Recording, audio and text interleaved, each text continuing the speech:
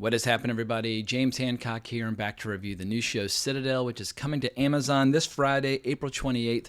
I've seen the first 3 episodes in my press screener, but I've been told by Amazon to avoid all plot-specific details until Friday, so this video will be completely, totally spoiler-free. But if you've not seen the trailer, the show stars Richard Madden and Priyanka Chopra Jonas as super spy agents for this group called Citadel. And Citadel is always trying to basically kind of outwit or outmatch yet another spy organization called Manticore. It's almost kind of like G.I. Joe and Cobra from back in the 1980s, because neither of these organizations are really affiliated with one particular country. The show's very politically agnostic. It's not trying to stir up any sort of international turmoil.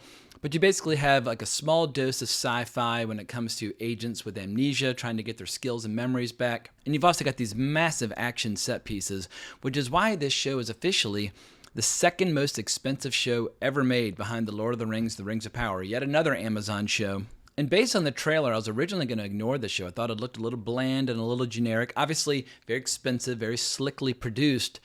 But then I started reading about the behind-the-scenes chaos and what led to these cost overruns and what led to these extensive reshoots. So I feel like the story of Citadel, or the behind-the-scenes story of Citadel, might end up being of much more interest to people than the actual show itself. But to start, let me say that I'm all for Amazon's big push with the action genre. I've enjoyed shows like Reacher, I've enjoyed shows like The Terminal List and Jack Ryan.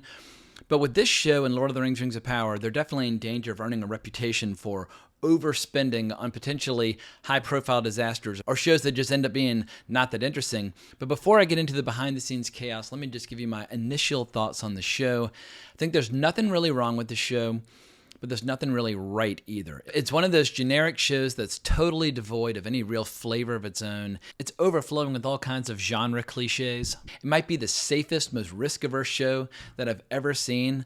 As I was watching it, I was like, all right, well, there's nothing bad about it, but it's like eating a cardboard box that on the exterior looks like really attractive packaging, but there's nothing inside. It's like this really expensive meal that places absolutely no demands on the taste, intelligence, or the attention span of the viewer, and so much about it is like this mind-numbingly predictable spy story. On several occasions, I actually found myself saying the lines of dialogue along with the characters as they said those lines for the first time. And there are definitely tons of action sequences that are ostensibly supposed to be exciting, but they're very superficial, they're very skin deep. There's just nothing there. It almost feels more like this show is designed to be like great background noise as you're like opening your mail or doing your dishes or trying to go to sleep, as opposed to a show that's trying to like grab you by your ears and like, pay attention! Like, if you've been watching movies like John Wick Chapter 4 or the Finnish action movie Sisu, then this show is going to be very disappointing by comparison. Overall, the whole experience is like drinking a really watered-down cocktail where you're trying to get drunk, but you just can't quite get a buzz. And as I was looking for the perfect word to describe this show, what I finally landed on was hackneyed. And for all the kiddies out there, hackneyed means lacking significance through having been overused, unoriginal, and trite. And I feel like, yeah, overused and unoriginal is the perfect way to describe all the action sequences in this. And if you're curious about who are the writers and the directors and the producers behind this disappointing spectacle, let me get into some of the brief history that I've pulled from both Wikipedia as well as this article from The Hollywood Reporter from September 1st, 2022. And the article was called Russo Brothers Amazon series Citadel Creative Overhaul Balloons Budget to $200 million Plus. So here's the brief overview from Wikipedia.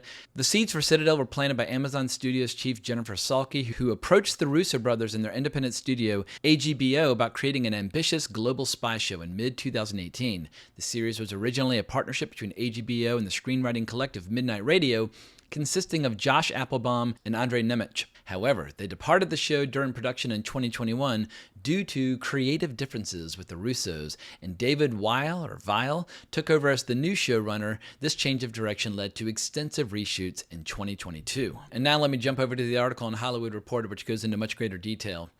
It was then that the production team behind Citadel began to crumble into factions. According to sources, Amazon had some reservations about early footage, with the Russos, who were less involved due to a focus on their own pricey action project, The Gray Man, parachuting in. This brought about creative differences and led to two competing cuts, one pushed by the Russos, the other by Applebaum and Nemec. I hope I'm saying this name correctly. Nemec, I'm not quite sure. But as weeks rolled on, other project commitments had whittled down the creative camps to two opposing forces, Joe Russo and Applebaum, who was the series showrunner. Amazon chose to bet on the Russos, and days before Christmas, Applebaum was let go. Says one source connected to the project, what should have happened was Joe turning to Josh and saying, let's get together and fix this, instead of going solo. That's not what partners are supposed to do. Applebaum didn't leave alone, however. Brian Kirk, known for his work on Game of Thrones and Penny Dreadful, and who directed 5 out of 7 episodes, also exited, as did line producer Sarah Bradshaw, among others. Amazon had no comment on the budget or the exits. Also, keep in mind that all this was going down while the Russo brothers were releasing Avengers Infinity War and Avengers Endgame, two of the most successful films ever made, which obviously gave them a lot of confidence when it came to their own particular vision. But then the article continues. It is unclear where and how the divergent visions for the show arose. One person familiar with the conflict says Applebaum's version of the pilot introduced the spies via a spectacular ski and hang gliding sequence, setting up a spy versus spy situation before flashing forward the story 5 years, with the heroes having no memory of their previous occupation. Russo's version, according to this source, began at that 5-year mark, jettisoning the action sequence.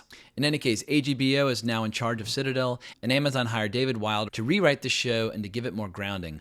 Weil is best known as the creator of Hunters, Amazon's well-received Nazi hunting show that starred Logan Lerman and Al Pacino. Thomas Siegel, a veteran cinematographer who had helmed 2 of the episodes of Citadel, officially took over directing the reshoots, which ran through the spring and into the early summer. Siegel has an established history with the Russos. He was their director of photography on Cherry, which they directed, and on Extraction, which they produced.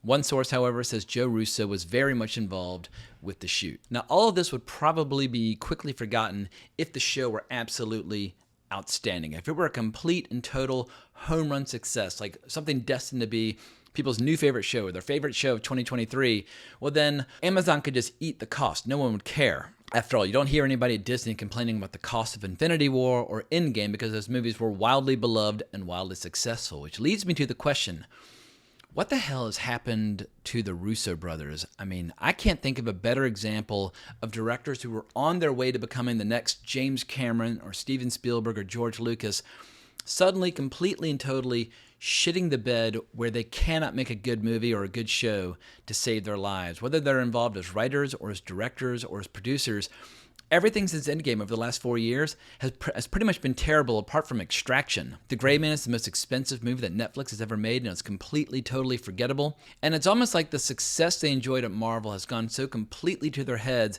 Either they've checked out and they're just so rich now that they no longer care about the final product, or they've just gotten extremely cocky and no longer will allow any of their creative decisions to be challenged in any way, shape, or form. So I think the story this time next week is going to be Amazon spent how much money on this completely, totally lifeless, unoriginal, just totally plain show? Like I said, it's not a bad show, but everything about it feels like it was written by AI. Like every single action scene feels like you've seen in 100 other movies.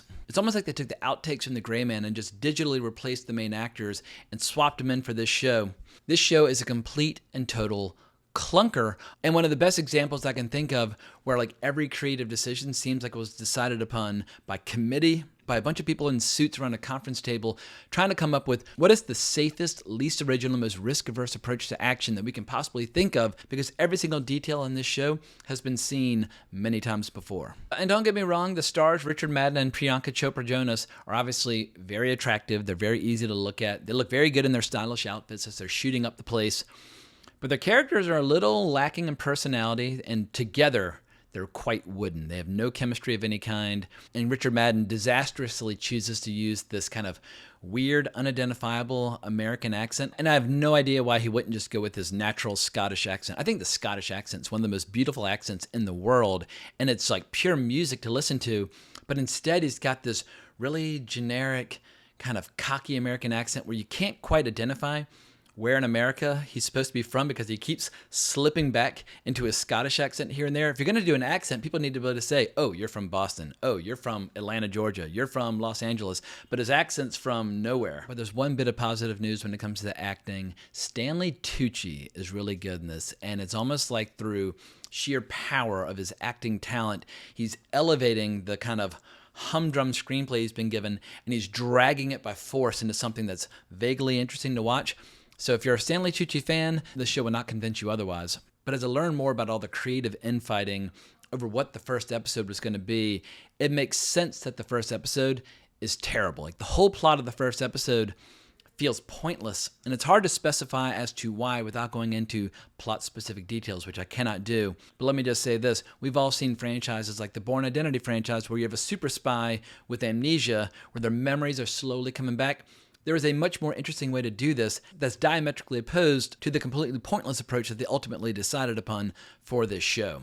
And what's crazy about the size, scope, and ambition of this show is that Amazon is not through spending money on it. They planned a bunch of spinoffs in advance, and I feel like it's always really risky when you're planning your shared universe or you're planning your setting before you start planning your story and your characters. Well, then you can get into trouble really quickly because there's already an Italian spinoff of this show that's being shot, and there's an Indian and Mexican spinoff in development. Depending upon how this show is received over the next couple days, I imagine that Amazon will be changing some of their plans moving ahead. And with hindsight being 2020, it's clear that if Amazon wanted to do a big, giant spy franchise, they probably should have found a series of books to base it on, because I feel like one of the main problems with this show is that it's just painfully simplistic. There's no depth to this world. There's no sophistication to the spy agencies. You basically have one organization that's good with limitless resources and one organization that's bad with limitless resources. And there's a scene where Stanley Tucci is describing kind of the goals and aspirations of the two groups, but he basically just says, we're good, they're evil. I'm like, all right, there's a lot of depth there. And the science fiction ingredients just feel paper thin and just poorly thought out. I can't go into any specifics as to why, but the sci-fi ingredients are just pitiful in this. The way that agents either lose their memories or get them back, we've seen it done better a million times over in a million other movies. And another big problem is that this show is utterly sexless, even more sexless than Marvel. Marvel's pretty virginal to begin with. There's one really chaste sex scene at one point that is just totally pitiful. We have two adults who are hooking up in their underwear like they're still like middle schoolers. It's like, either give us a sex scene or leave it out. But once again, this is one of those shows where it seems like every single creative decision was designed in a way where there's no possible chance that a single moment at any point could offend anybody's delicate sensibilities. And when I was talking about the cast, I forgot to mention Leslie Manville. And Leslie Manville is a world-class actress. She's insanely talented, and I hope she got a giant paycheck for this show. But her character as the main villain, she's just a cardboard cutout of every predictable villain that you've ever seen in any show or movie, like whether it's James Bond or whatever the case might be. And once again, you can just say her lines as they come out of her mouth.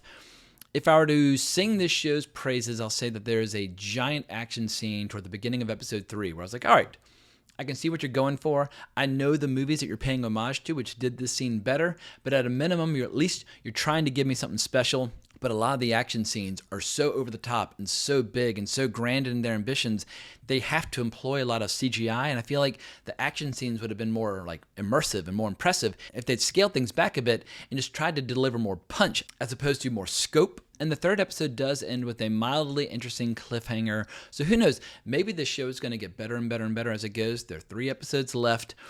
Who can say? It seems like most of the creative end battles were all over that first episode and what the direction was going to be. But anytime a studio releases 2 shows back to back, one of which is the most expensive show ever made, Lord of the Rings, Rings of Power, which only like 30% of the viewers even bothered to finish. I think that show completely fucking sucked. And then you followed up the next year with the second most expensive show ever made, and it just turns out to be this kind of lifeless dud. People are going to look at these shows under a very intense microscope. If you don't want that kind of scrutiny, well then don't spend hundreds of millions of dollars on a show unless you're going to give us Avatar: The Way of Water or some sort of grand experiment. No one ever second guesses James Cameron on the budgets for his projects because they deliver. Say what you will about whether or not you like those movies or don't like those movies, but people go, they sell tickets. I have a feeling the numbers on Citadel are going to be pathetic, and so in a couple weeks' time, I'll be watching the Nielsen ratings very carefully and very closely to see just how many people decide to watch Citadel. But that's all I've got to say for now. I'm not even sure if I'm going to finish this show, even though I've only got 3 episodes left to go. But maybe I will, just out of morbid curiosity, because by the time the finale comes, we'll start getting some idea about the audience reception and the numbers. So who knows? Maybe it'll be interesting to kind of do one final post-mortem on the merits of the show and the qualities of the show relative to the vast sums of money that were spent on it. But I think at a minimum, the key takeaway is going to be that the Russo brothers are no longer the safe bet that they once were. And I feel like in the span of 4 years, they've managed to completely, totally torpedo and ruin their reputations in their careers. But I'm starting to repeat myself, so let's wrap up this video. If you enjoyed this video, please consider liking the video, subscribing to the channel, hitting that notification bell, and hunt me down on Twitter at Geeking Out if you want to talk more. But thanks again for watching. I greatly appreciate it, but more importantly, as always, onwards and upwards.